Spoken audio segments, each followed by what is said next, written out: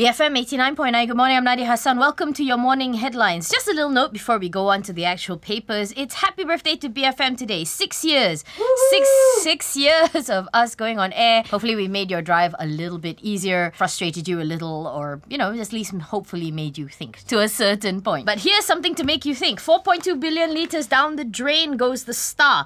It is talking, of course, about non-revenue water problem that the country has. And of course, a lot of people are very, very much aware of this, that the aging pipe system actually wastes a lot of potable water every single day. As the Star story puts out in its expose, leaking pipes are draining resources, massive loss of treated water, enough to fill 1,700 Olympic-sized swimming pools. And inside, of course, it talks a little bit more about how the paper on the new national policy for NRW is almost ready. And of course, it gives more details into the water waste via leaky pipes. Not all states are created equal. Some waste more than 50%, some are about 60%, which I think is around per list. But of course, this is not a very easy endeavour. These are something like 42,000 kilometres of pipes. It's about 500,000 for a kilometre. And you have to think, you can't replace them all at once. It needs digging, it needs trenching, and people will basically go ballistic if their water is shut off for more than half a day. So it's a massive undertaking, but one definitely that the Star thinks we should think about. And of course, it ties in very nicely to the Solano cliffhanger issue. Of course, MD Khalid, that's always been one of the main successes that many people think, that he resolved this water stalemate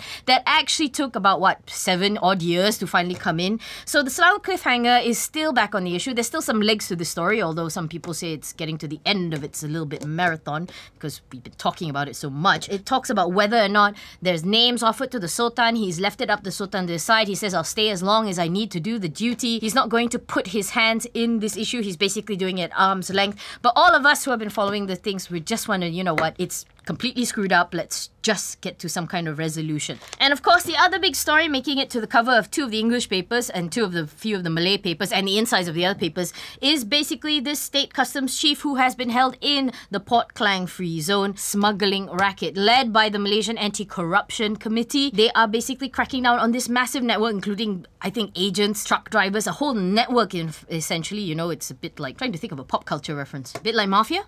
Anyway, so they have been cracked down because they did a lot of good smuggling. Alcohol, cigarettes, bringing in things without paying the tax. And of course, many people do know that Malaysia's incidence of cigarette smuggling is actually one of the highest in the world. Something like 1 out of every 4 packs is actually illegal. Tobacco guys always tend to blame the taxes, but of course, you shouldn't feel sorry for them. They're big tobacco guys. But hey, it's not good to run your business anyway that in that instance. It's going to be a very, very big issue for them. Let's see how many eventually gets charged or what happens. Customs Director nabbed is how the Sun puts it as well. And along with this really, really random news, I don't understand why they put this random news of a Robin Hood monkey that distributes money. Want one in my neighbourhood. Sinar and Otosan also do that, talking about how he's been cracked down. I mean, it's a big, big red headline for a lot of other people, but it's been going on for years. Surely one cog in the wheel will not dismantle the whole machine. So you have to look at the whole machine. And not only that, right, you have to look at why they're smuggling. Never mind that they make money off it and that's all good for them. But they have always talked about how the taxes are too high. That's why you have smuggling. But saying that, I think even you had low taxes, they still smuggle it anyway. Another little piece on Khalid saying that he doesn't mix hands yet again. Utosan also goes with that same kind of sentiment and talking about SPRM, Gempur custom, being a bit more dramatic for it. I think they're not doing the homeland thing. They're doing not even law and order, right? That's a good